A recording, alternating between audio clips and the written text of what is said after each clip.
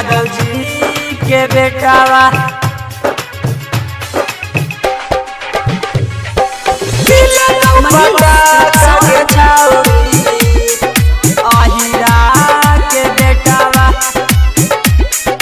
यादव जी के बेटावा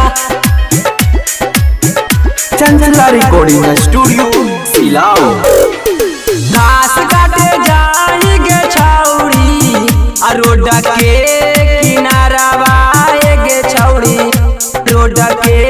किनारावा घास काटे जाई गे छौड़ी यादव जी के खेतावा गे छौड़ी यादव जी के खेतावा कसला के दैला कौगे छौड़ी कसला के दैला कौगे छौड़ी अहिरा के बेटावा गे छौड़ी अहिरा के बेटावा घास काटे जाई गे छौड़ी यादव जी के खेतावा गे छौड़ी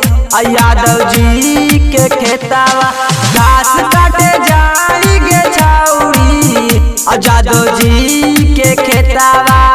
गे छौड़ी यादव जी के खेतावा देला गौ पटा गे छौड़ी देला गौ पटा गे छौड़ी अहिरा के बेटावा गे छौड़ी यादव जी के बेटावा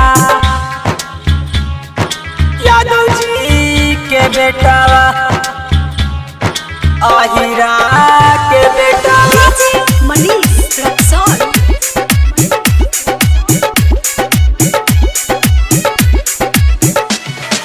काटे के बहाने गे छौड़ी कैला कऊ कंडावा गे छौड़ी कैला कऊ कंडावा काटे के बहाने गे छौड़ी कैला कऊ कंडावा गे छौड़ी कैला कऊ कंडावा मजा अब मारिए ताले लकऊ मजा अब मारिए ताले लकऊ अहिरा के बेटावा गे छौड़ी यादव जी के बेटावा अहिरा के बेटावा अहिरा के बेटावा डीजे मनीष रक्सौल देला गौ पटा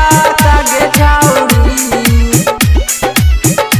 यादव जी के बेटावा चंचला रिकॉर्डिंग स्टूडियो सिलाओ।